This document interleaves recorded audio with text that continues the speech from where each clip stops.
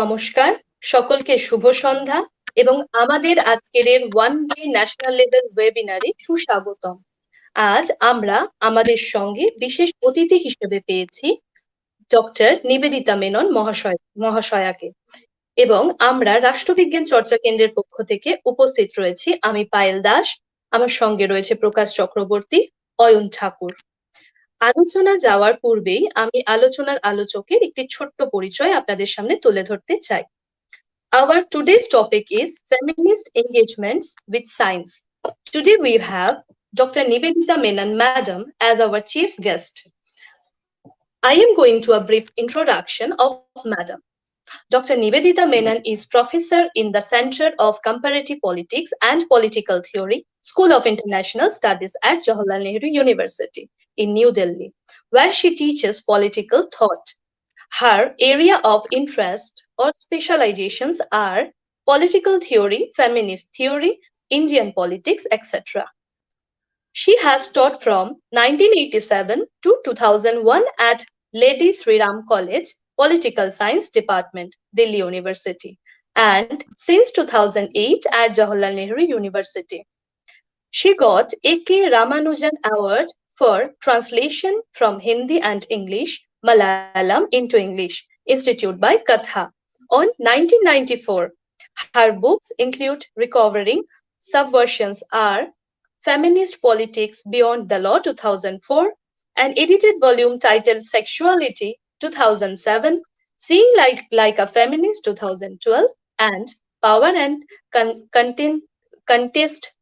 Contextualization India since 1989-2007, which she co-authored with Aditya Nigam. Professor Menon's lecture at UWC was titled Feminist Dilemmas Around Sexuality and Agency, 23rd July 2014, etc. Respected ma'am, thank you and namaskar for joining with us.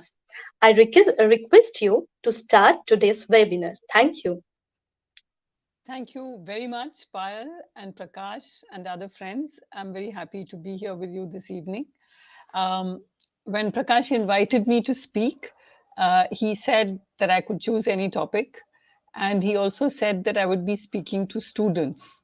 So I'm going to treat this as I prepared this as a lecture to students to introduce students to how feminist philosophy of science has developed. How have feminists engaged with the question of science? I'm just going to introduce you to the broad contours of the ways in which this has happened. And we can take questions at the end. So most of you, in fact, all of you will be students of social science, and you are familiar with a distinction that is often made between the study of the human world and the study of the non-human natural world, right? That social sciences study the human world and the natural sciences study the non-human natural world. And the distinction that is made is that, usually made or assumed, is that the natural world consists of certain facts, brute facts. And these facts can be quantified and organized and interpreted by humans. So that's natural science. But social sciences study humans, and humans, the way in which Charles Taylor puts it, is humans are self-defining animals. In other words, humans are not brute facts. Humans have their own way of understanding themselves. They define themselves, they define their world, and meaning is produced intersubjectively, that is between people. And the study of the human world is therefore very much unlike the natural sciences. This is the basic difference that, and this is famously put in this way by Charles Taylor. So that's usually the distinction that is made. But today we're going to look at scholarship, not just feminist scholarship, but scholarship of different kinds around philosophy of science that challenges or contests the idea that nature consists of brute facts. And we look at certain scholars include, and we'll move on to feminist scholarship. So essentially, we are going to see or look at a kind of scholarship that says or that argues that science is a language like any other.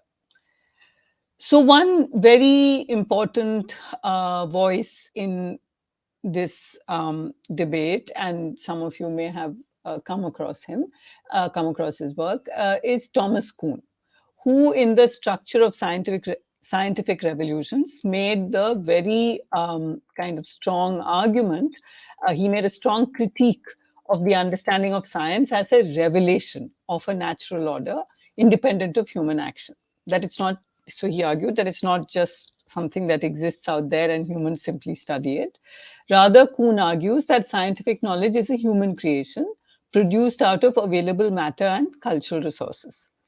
From the 18th century, he said, histories of science had begun to be written in which successive discoveries, this is a very common term in science, such and such was discovered, something else was discovered, the theory of X was discovered. So successive discoveries were presented as the culmination of a long process of advancing knowledge. But Kuhn argued that scientific knowledge is not cumulative. This is his big contribution. Cumulative would suggest that knowledge just keeps adding up, that every moment or every era you get more and more information about the natural world. But Kuhn argued that scientific knowledge is not cumulative. It's not a progressive accumulation of facts filling in a more and more accurate picture of the so-called real world.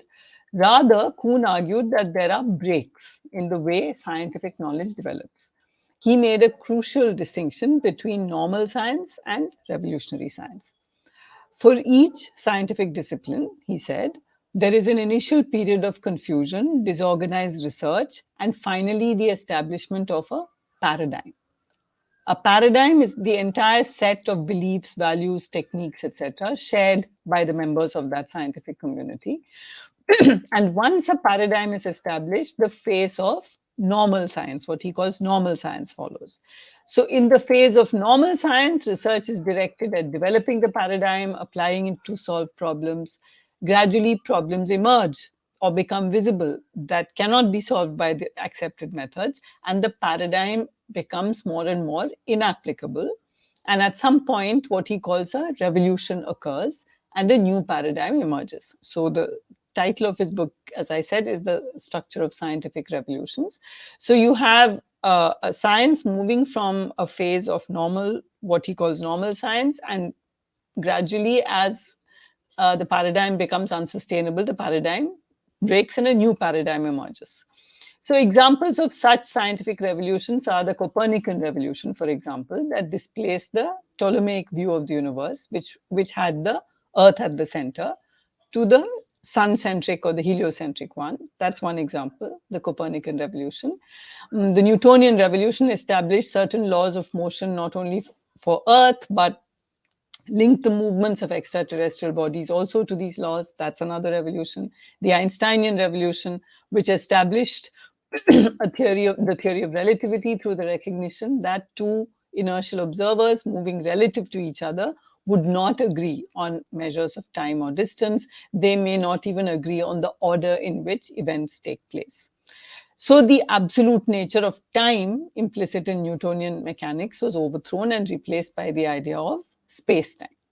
So these are some examples of scientific revolutions that took place, and the implications of Kuhn's theory of scientific revolutions are that paradigms are themselves the source of unsolvable problems, as well as techniques for solving them. New paradigms yield new data that are outside the range of what a previous paradigm would have considered meaningful. So in this view, science is an enterprise of practical reasoning governed by accepted conventions. It's not some kind of truth that is logically deduced from theoretical structures. So science is a practice.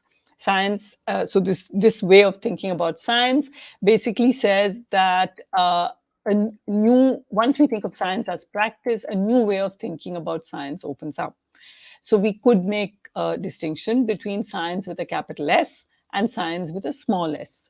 The first, science with a capital S, refers to a particular hegemonic discourse that emerged in the 17th to 18th century Europe, which was universalized through colonial modernities, which claimed possession of the ultimate and authoritative truth about something it called nature. Because it's from the 17th, 18th centuries, that the idea that nature is something that is apart from human beings and that human beings are not part of nature but can control nature, this distinction emerges with modern science with a capital S.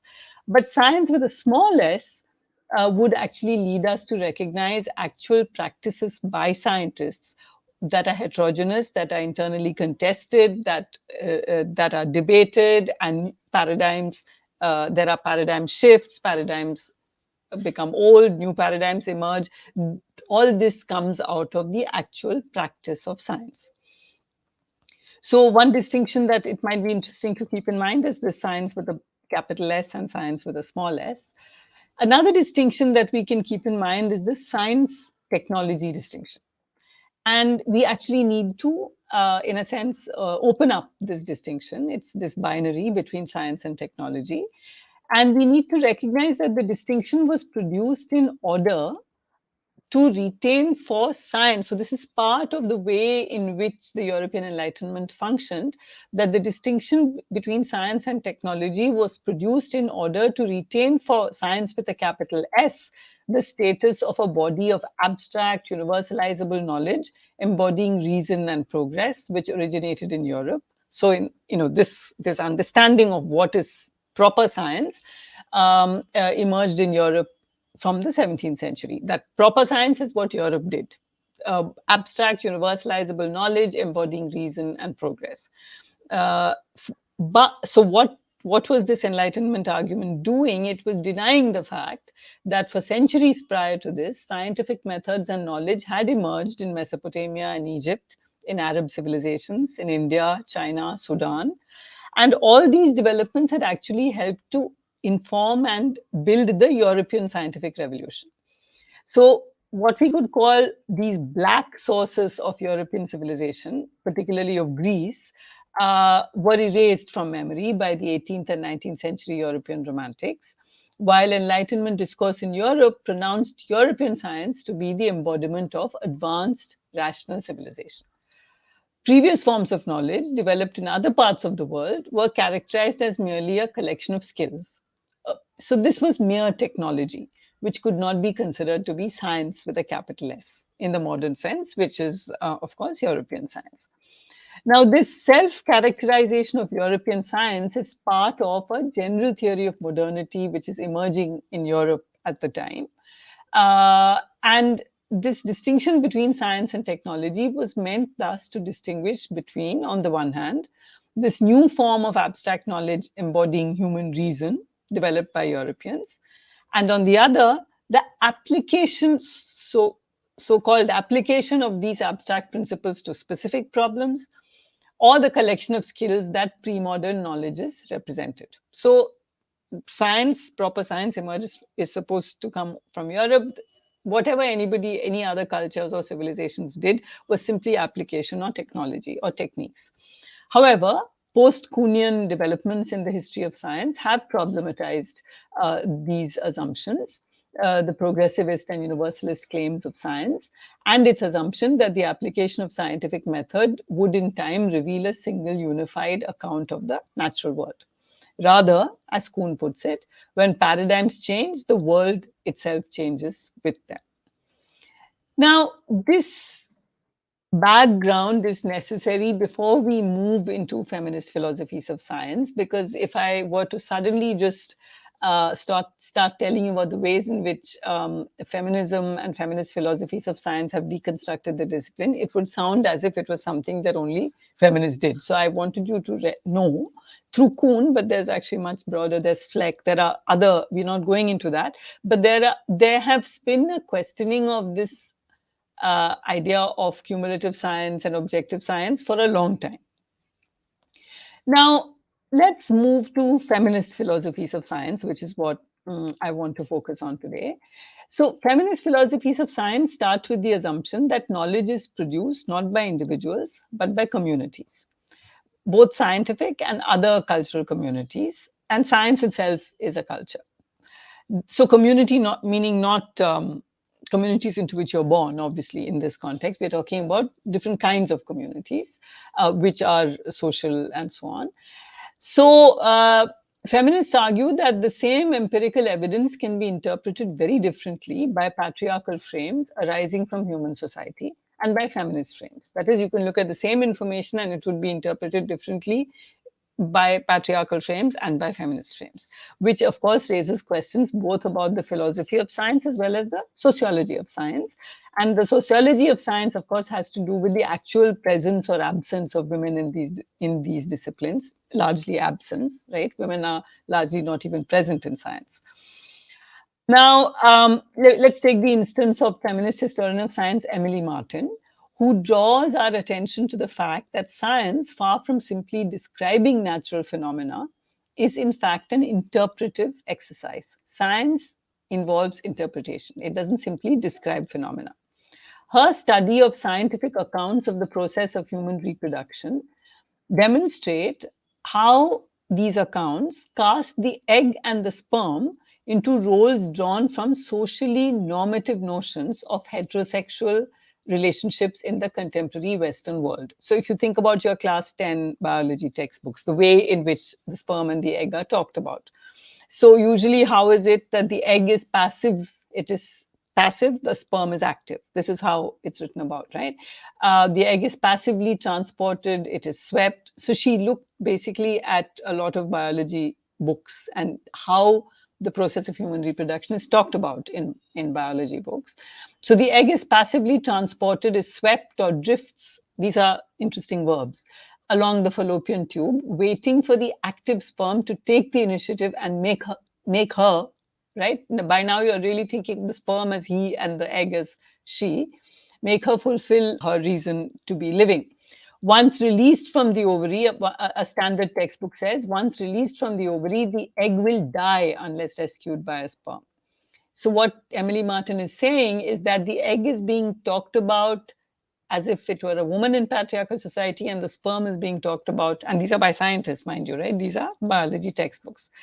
So they're being talked about in feminine and masculine ways.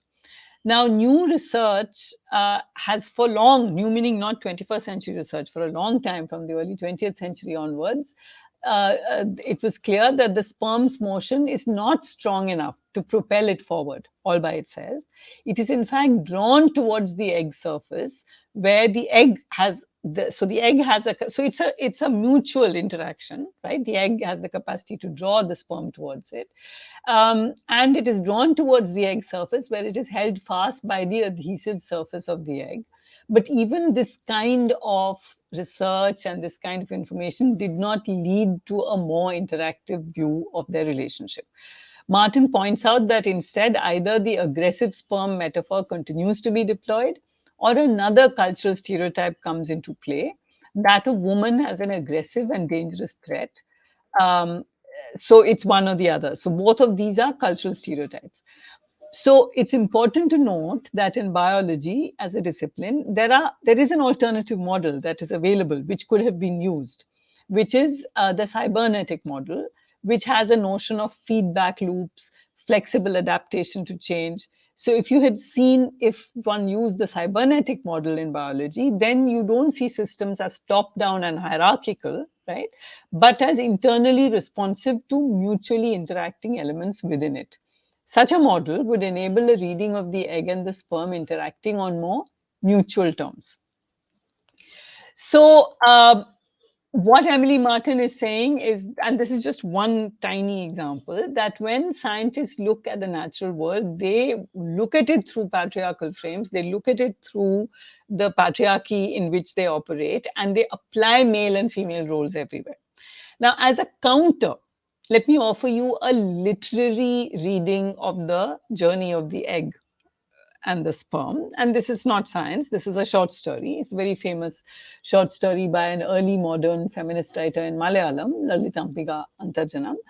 And in a short story, which was written in 1960, she envisages the egg as a female deity towards which thousands of anxious sperms yearningly travel, a journey in which only one will find self-fulfillment. The narrative is in the voice of one of these sperms. The sperm is exalted, trembling, and this account, and it's all about will I reach the mother, will I reach the goddess before the shrine closes. That's the way the story is written. So this is interesting, right? So this now what Lalitambika Antarjanam is doing is retelling the story of the sperm and the egg in the context of Mother Goddess worship in Kerala. And this is explicitly a creative exercise. It's a short story. But what she does is she reworks the roles that modern science attributes to egg and sperm. And in the story, the womb is the sanctum sanctorum of the deity, and the egg is maternal feminine energy with magnetic power. Now, what is interesting and striking when we compare the scientific narratives and this literary story is that the modern scientists, we can see from the way Emily Martin deconstructs those textbooks, that modern scientists, as much as the creative writer, exactly like the creative writer, use equally emotive and locally relevant cultural metaphors to describe what's a natural process.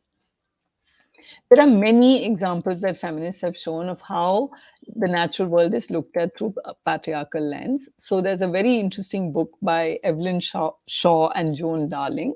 It's about gender in the animal world. Strategies of Being Female, this book is called. And through countless instances, they show that in various kinds of species, reproduction is complicated. It's not always female bearing young. Sometimes the male bears young, sometimes the male looks after the young, etc. There are females who are promiscuous, that is, have multiple sexual partners. There are females that are not sexually passive, females that are brightly colored, and so on and so forth. So the interesting thing that Shaw and Darling show in that book is that despite all these multiple examples of completely heterogeneous ways in which so-called males and so-called females behave, whatever scientists see that doesn't fit human patriarchal society, they call sex role reversal. In other words, it is assumed that even if every animal in the animal world is doing something different from what their patriarchal views tell them males and females should be, they call it a sex role reversal, as if the sex roles are fixed. The sex roles are only fixed in their head, but they call them sex role reversals, thus keeping intact the idea that things like female promiscuity and sexual initiative are not natural. No matter how many females practice it, it's always going to be called sex role reversal, right? So this is another example. There's other interesting work by, I'm just giving you a few examples of feminists who look at seeing, the work of seeing, as a social phenomenon. So, for example, Anne Yarp Jacobson says that recent investigations into human cognition support the idea, again, not like recent as in like yesterday, it's decades old. Investigations into human cognition support the idea that individual cognitive capacities are actually less than we think. We are not individual knowers. Knowledge is not something that we possess individually. Particularly with reference to seeing, our actual visual experience draws deeply on social resources and not our inner experience. When we see something, we draw on classifications produced by the community we come from, whether it's a scientific community or some other kind of cultural community. So vision, Jacobson puts it like this, that vision is a site of political activity. Vision can reinforce stereotypes. For example, if we have the stereotype that Black men are dangerous, then we will be likely to see objects around him that might be weapons. That is, so these are the kinds of experiments that have been conducted, that when you show a white audience a picture of a Black man carrying an umbrella and a white man carrying an umbrella, they tend to see the umbrella in the Black man's hand as a weapon. So in other words, seeing is a political act, so something that we think of as pure natural science. We have vision, we see, right? But what feminists and others are pointing out is that seeing is a social act. It's produced through a community. What we see is actually determined by not through our inner experience, but so we're not individual knowers. Another area of feminist concern is that there are public standards for competent seeing. This is how Jacobson puts it: public standards for competent seeing, which means that uh, when are you competent to see what you're seeing? Who sets? And there are certain standards that are set to declare you competent to see. And socialization makes a big difference to seeing and understanding. So, for example, one of the experiments that was done was that men were shown a baby's diaper being changed, and women were shown a car motor being fixed, and they were unable to name the separate processes that are happening because socially they are not in the world in which we live. Socially, they are not equipped to understand how to do the work. Men are not equipped to see what a diaper change involves, and women are not equipped to see what a motor change involves. And this is completely social. Obviously, it's not biological. It has nothing to do with the biology of men and women. It has to do with the social roles of men and women.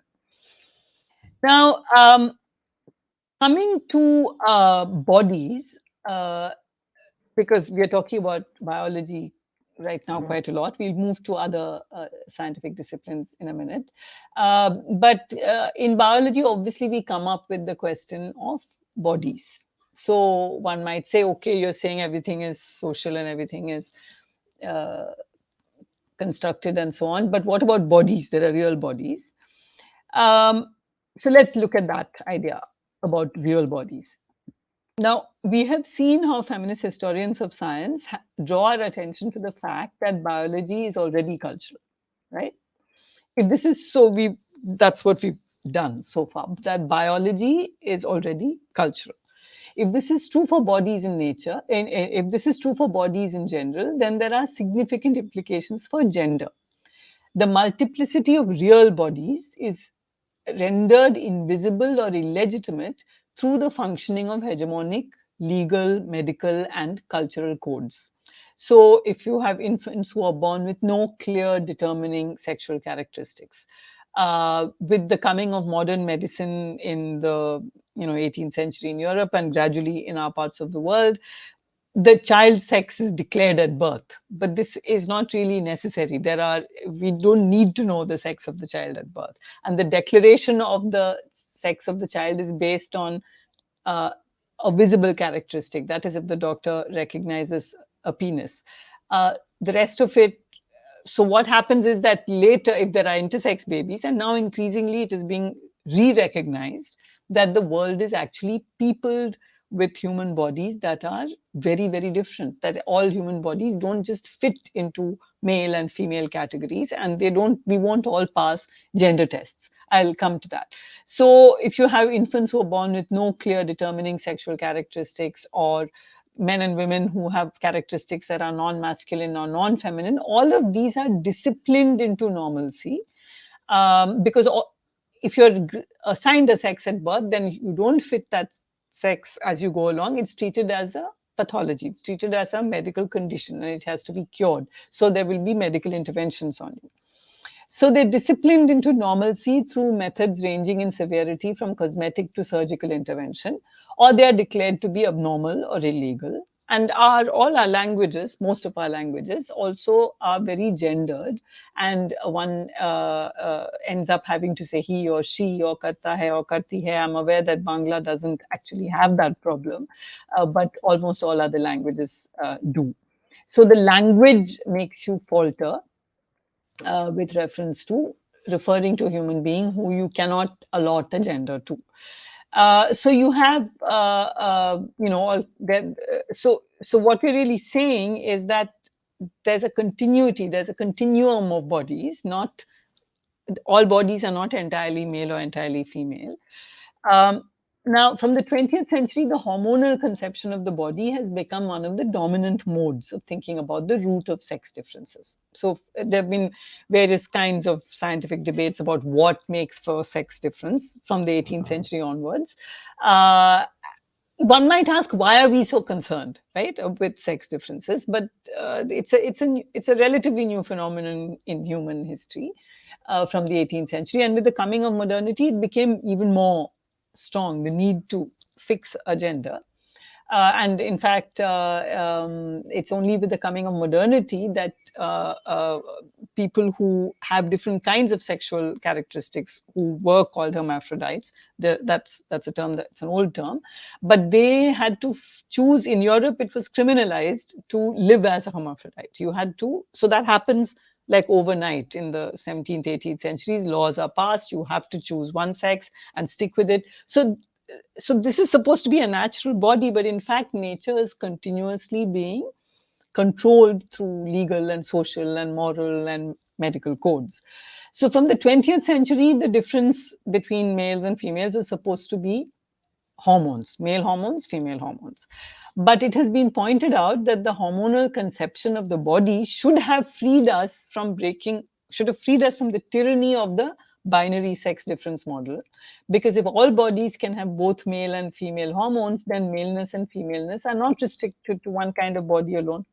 But in fact, what has happened is that the biomedical sciences have preferred increasingly to portray the the female body only, and not the male, as a body completely controlled by hormones. In this process, a clear nexus has emerged between the medical profession and a huge multi-billion-dollar pharmaceutical industry. So then everything is seen as a disorder which can be corrected through medicines you can buy. Aging, particularly women aging, the aging of the skin, depression, menstrual irregularities, they're all prescribed hormonal therapy. And so if, for example, and this is well known, that in puberty, there are higher levels of male and female hormones circulating in all bodies, and as you grow older, then hormones, you produce less hormones. So it is entirely likely that a teenage boy will have much more what are called female hormones in his body than a 65-year-old woman, for example. So the point is that we should not be calling them male and female hormones at all. They are hormones. There's testosterone and there's estrogen, and all our bodies have these in different amounts, in varying amounts. Now, what is interesting is the way in which gender becomes an issue, particularly for sports. So there used to be routine gender verification tests in the Olympic Games, but they were suspended in 2000 after enough evidence emerged. So they were testing chromosomes in the blood, and enough evidence emerged that what they called atypical chromosomal variations are so common that it is impossible to judge femaleness and maleness on the basis of chromosomal pattern alone. So look at the term, right? Atypical chromosomal variation. Remember what I said about sex role reversal? It's the same thing, right? That however much evidence emerges that it's not a simple XY, XX chromosomal pattern, XX female, XY male. However many instances emerge, in fact, so many instances of chromosomal variations emerged during compulsory gender verification tests that they were suspended in 2000 because the human body showed far too many female bodies. Only women are tested for gender because it is assumed that no woman would be stupid enough to compete with men and pretend to be a man, because she'll definitely lose, right? So it's assumed that there are women who are unfairly equipped to compete with other women because they have some male characteristics, and so they are tested, and it was found that it was so, the range of chromosomal variation was so great that they suspended those tests. Now it's on a suspicion based, the testing is on a basis of suspicion that someone is not female in a particular context. So you've heard of the South African athlete Caster Semenya. You've heard of many Indian athletes, including Shanti Soundararajan, disqualified because they failed gender tests. All of this actually basically raises a host of questions about this biological body that is not simply available in nature. So it's not just what we used to say in feminism in the first class, on feminism, that one is not born, but one becomes a woman. But here what we are saying is that maleness and femaleness are not only culturally different, sex, biology, gender is culture. This is how one begins thinking about feminism, but it turns out that maleness and femaleness are not only culturally different, they're not even biologically stable features at all times. So there are three sets of characteristics that are held to determine sexual identity. You have the genetic, which is the XX female and the XY male, supposedly. Then you have the hormonal difference, which is estrogen, and which is considered to be female, and androgen testosterone, which is considered to be male. And I'm urging us not to think of it as male and female, but these are the three sets of characteristics that are supposed to determine sexual identity. And then there's the genital difference, which is the visible penis or vagina, right? So genetic, chromosome, hormonal, and genital. But let's take sex chromosomes. They have been known to exhibit other patterns such as X0, which is females with only one X chromosome, XXY, XXX, or what is called a mosaic condition, in which different condition in which different cells in the same individual's body have different sex chromosomes. This is why the Olympic Games suspended gender verification tests. Scientists are also coming to the conclusion that these three characteristics I just talked about of sexual identity are not necessarily linked. So if a body has female genitals, it doesn't necessarily have preponderantly female chromosomes and female hormones. That's why I was saying, for example, if you take a teenage boy who would have the genital characteristics of a boy, but he may have more so-called female hormones, more estrogen in his body at the age of 16 than a woman with the genitals of a woman at 65 would have, right? So most bodies marked, so these three don't necessarily come together, genital, chromosomal, hormonal, such that each one of us will pass a gender test. Most bodies marked male and female in this world, including all of us, would not pass gender tests if the perfect congruence of these three factors is being examined. But we are not routinely tested for gender once our sex has been assigned at birth. And in fact, once our sex is assigned at birth, any difference in hormones or any difference in genitals, etc., is treated as a pathology, right? It's immediately intervened upon to force you to fit the gender you were assigned at birth. And it's also interesting as a passing thought that why is it assumed that women who have, if there testosterone, let's not call it a male hormone. Testosterone gives you a certain advantage in certain kinds of sports. So if certain bodies that were assigned gender female at birth have a higher level of testosterone, why must they be removed from the race? Is it because the argument appears to be that this is a natural advantage that they have over other women? But sports is all about natural advantage. Tall people play basketball, right? You can't say, shall we say, take tall people out of basketball because everyone should have an equal chance? No, tall people play basketball. Michael Phelps, the famous American Olympic swimmer, he has a particular body type which has been diagnosed as a syndrome. It's called Marfan syndrome, and he has longer arms and legs, and so he swims much better than others and much more easily than others. That's a natural advantage. Sports is all about natural advantage. So it's interesting that the great unease and anxiety about natural advantage focuses on sex differences. And it's worth wondering why. Now we've talked about, so what we're saying is that feminist critiques of mainstream science have deconstructed biology. And the establishment of gender difference is the job of biology. So it's not surprising that feminists have focused on biology. But feminist philosophies of science make an even more radical argument, not just that modern science reads evidence in a patriarchal way, but that science, like any other form of knowledge, evolved out of a conceptual structuring of the world that incorporated historically specific ideologies of gender. I'm quoting Keller and Longino here, that science, like any other form of knowledge, involved a conceptual structuring of the world.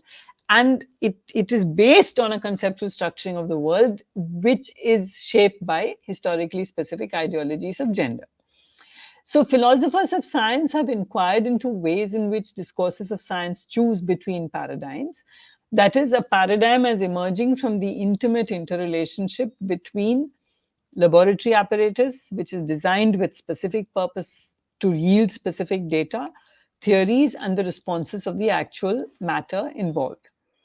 So, a more specifically feminist answer to that question is to demonstrate that about how paradigms are chosen, how one paradigm is chosen over another, is to demonstrate that the choice of paradigm is made within an overall context in which political, social, and religious beliefs play a part. So feminists are saying that when there's a choice of paradigms to be made, scientists make that choice within an overall context in which political, social, and religious beliefs play a part.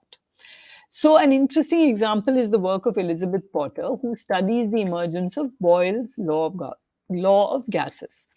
She locates 17th century scientific debates over the possibility of a vacuum within the socio-religious context of the time. Potter argues that there were two rival paradigms at the time: hylozoism, an Aristotelian philosophy based on the understanding that nature abhors a vacuum, thus implying that nature is animated. Matter has life, right? So when you say abhor, it is to hate. So nature actually is animated and cannot stand a vacuum. That is hylozoism. While mechanism held that nature itself, as well as all matter, is brute and blindly follows laws set out by God at creation. So Boyle, who saw that suction pumps work, right? So Boyle's question would have been to himself, why do suction pumps work? Do they work because nature abhors a vacuum, hylozoism, or because air has weight and spring, which is that mechanistic view? And this had to be answered by designing the crucial experiment providing data that only one of these hypotheses could account for. Ultimately, Potter argues, Boyle's mechanistic model of the law of gases was not better able to account for the data than the rival model available at that time, the Hylozoic model. Rather, Boyle's argument was that it's dangerous to believe that all things and all creatures, and not only men and angels, have understanding and intelligence. It's dangerous because such views, that understanding and intelligence pervades nature, that it's not something that only men have, and I'm deliberately saying men, not humans, men have and angels have. So Boyle is saying that it's dangerous, or he felt it was dangerous to believe that all things and all creatures, and not only men and angels, have understanding and intelligence. It was dangerous because these views were espoused by the emerging Protestants who were arguing for greater democracy and who were held to be responsible for the civil war in England. The idea that nature should be venerated was thus directly linked to, so hylozoism, nature abhors a vacuum, nature should be venerated and respected. That idea was directly linked to social strife, regicide, the execution of kings, and social instability produced by the end of class and gender hierarchy. And indeed, the Hylozoic paradigm did become the basis for radical ideas of social, economic, and gender equality being expressed in the second half of the 17th century in England. Boyle did not subscribe to these radical ideas, and this accounts for his choice of the mechanistic paradigm.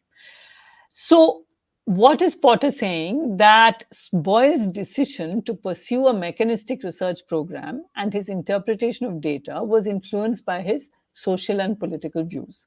So, it was not the case that the data alone proved Boyle's hypothesis, but it's also not being said that he adopted this theory because on purely ideological grounds.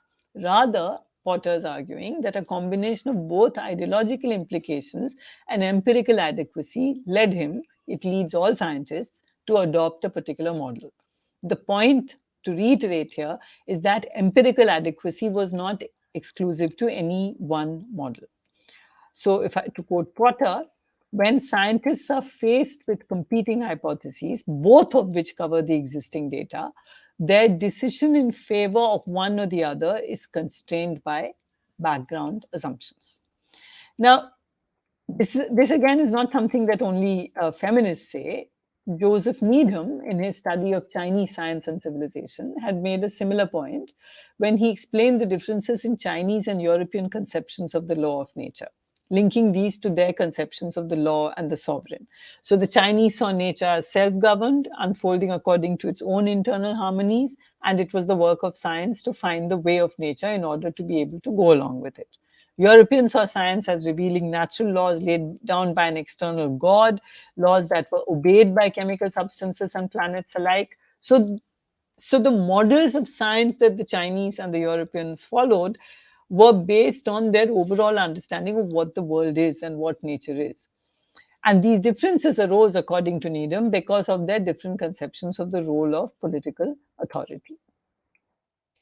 Now, let me give you, I think I should be winding up now so that we can have time for questions. There is an interesting discussion we could have on DNA and what feminists have to say about DNA, but perhaps, what do you say? Should I be winding up now so that we can have questions? I can just skip that section and conclude here. And then if there are questions about DNA, I can come back to that. So shall I just conclude now? It's been 45 minutes. I think people must be tired. We can take questions. And if anyone is interested there's a discussion I have on DNA, we can talk about that later.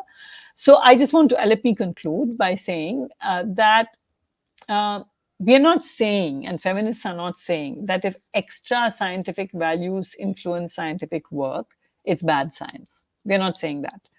The point is that while most philosophies of science pass themselves off as neutral, feminist philosophies of science and some other, as we saw, make clear their own contextual values as well as the contextual values of scientific theories in general. So good science doesn't pretend to be free of context. It places its context on the table. Thank you. I'll stop here. We can take questions. Thank you, ma'am. Thank you very much. Few questions here. Biswajit Paira, madam, is cyber feminism can be the part of science, denoting the feminist engagement with science? What was the first sentence? Just say the first sentence again. Can I see the question? I can't see the questions, is it? Can I see the questions? Yes, ma'am. No. Okay, I'm looking. Oh, yeah. Oh, it's cyber. Okay, I can see the questions. So, Biswajit Para, is cyber feminism can be the part of science denoting the feminist? Okay. I'm not very sure what you mean by cyber feminism, but I think what you mean is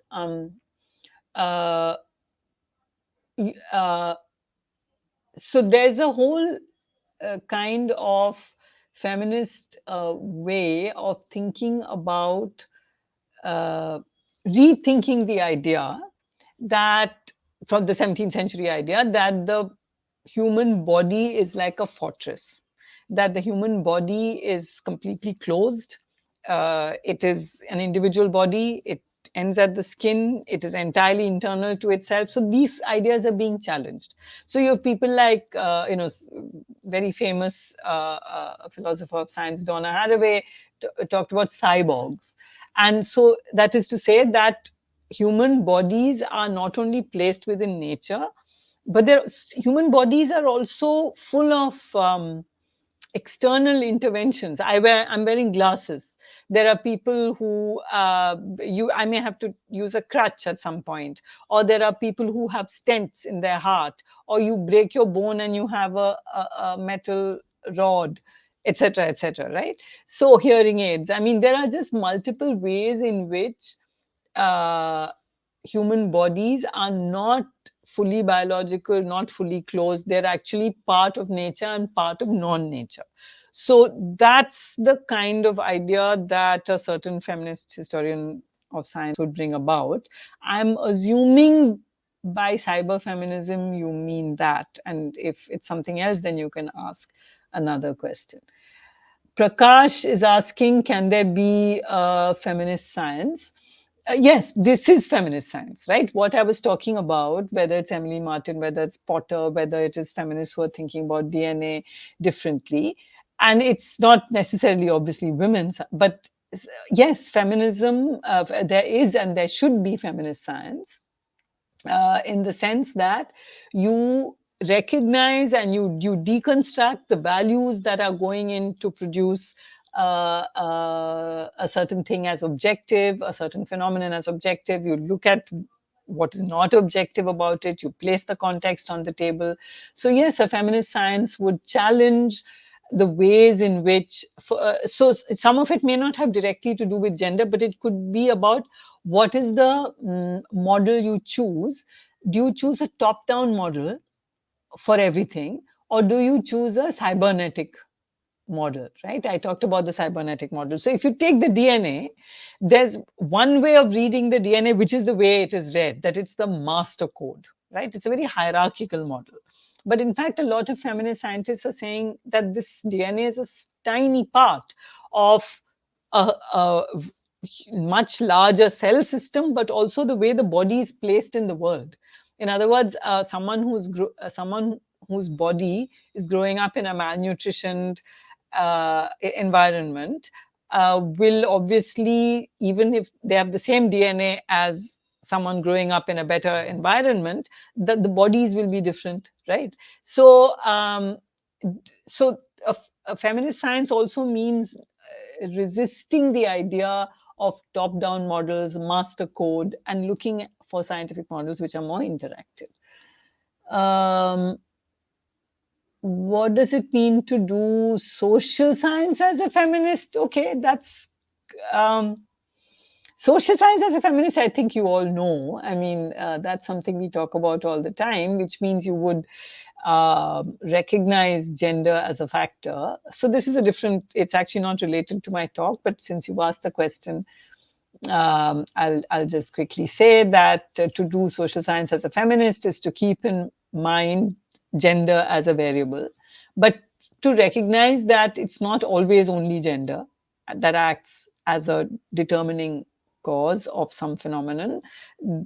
Caste is important in some context, religious community identity is important in some other context, class is important in some other context. So there's a way in which these different factors come together or contradict each other, etc.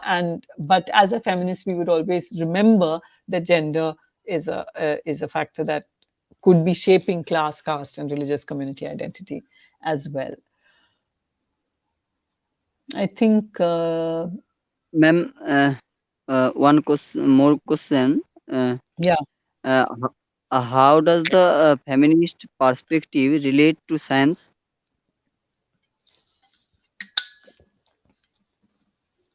Sorry, that's the question. How does the feminist perspective relate to science? Yes, ma'am. But that's what my whole talk was. So I'm a little confused by that. But the feminist perspective relates to science in all the ways that I've said. But let me look at Momita Ghosh's question.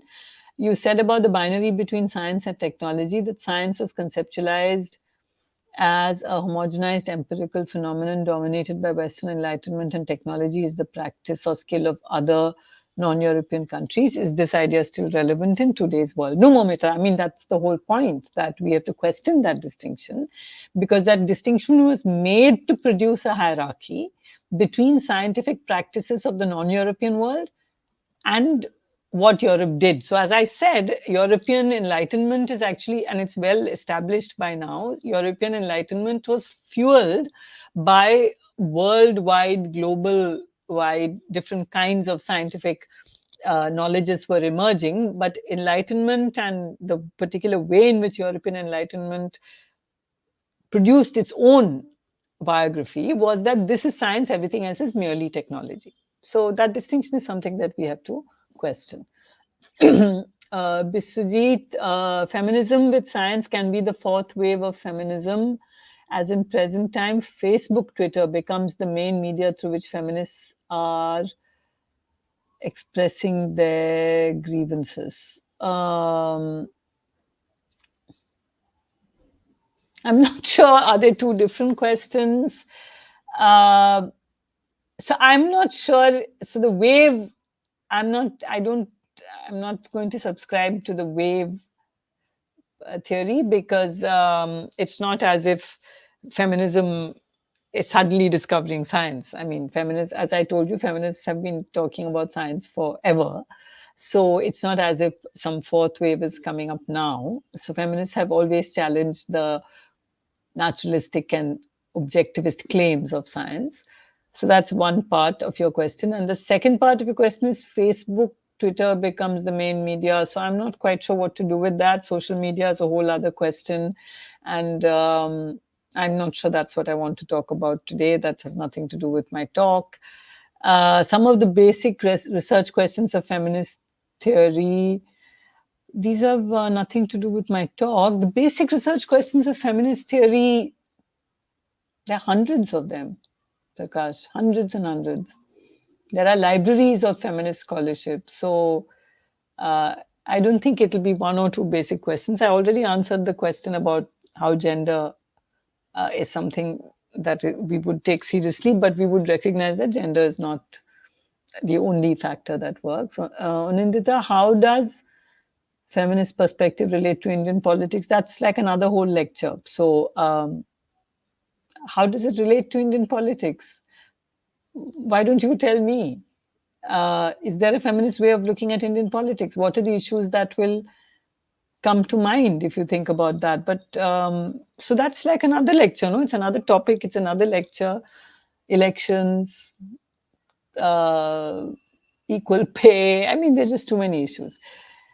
Okay, Santosh, good question. Separating truth from science, will it not lead us to post-truth muddle? Now, this is a genuine concern. I see the concern, and I'm always concerned when I speak about science in this way, that we are living in an era in which globally there are certain very there are ideological ways in which science is being countered.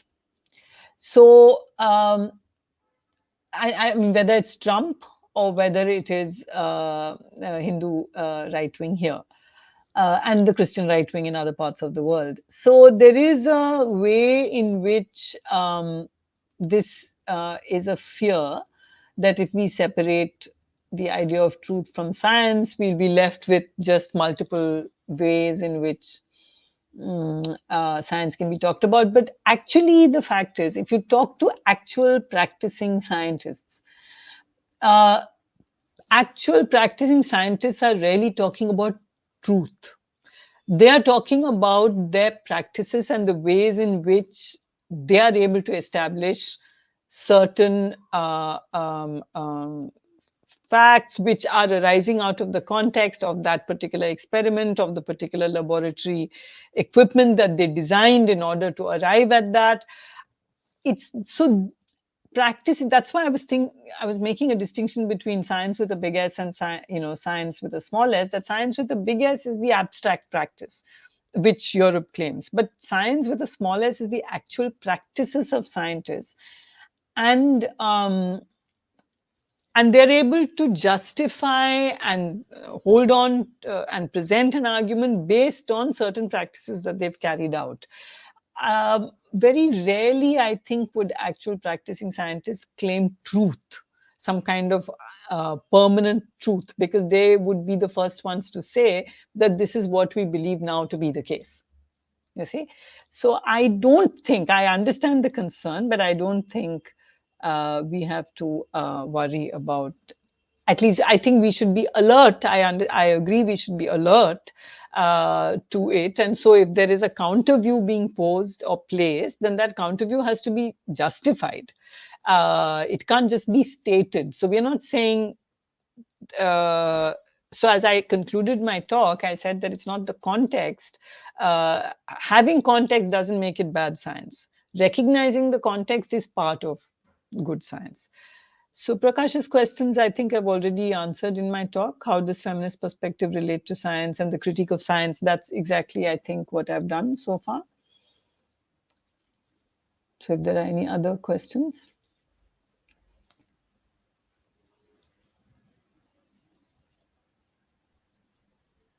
No, ma'am. So Prakash, I've answered your questions in my talk, right? How does the feminist perspective relate to science and what is the feminist critique of science? That's what the whole talk was about, right? Or did you have Yes, ma'am. something specific to ask? No, ma'am. Okay.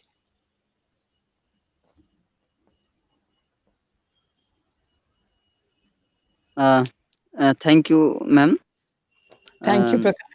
Thank you, Payal, and all of you. Yes, ma'am. I was Payal, just thanking শোনা all যাচ্ছে? of you.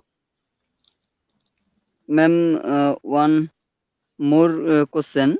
Bappa Mahanto. How do we remove women, girls, little age married norms? That is, are you saying about marrying off women and girls at a very young age? Is that what you're talking about? I think that's what it is. And that will only be done through social transformation.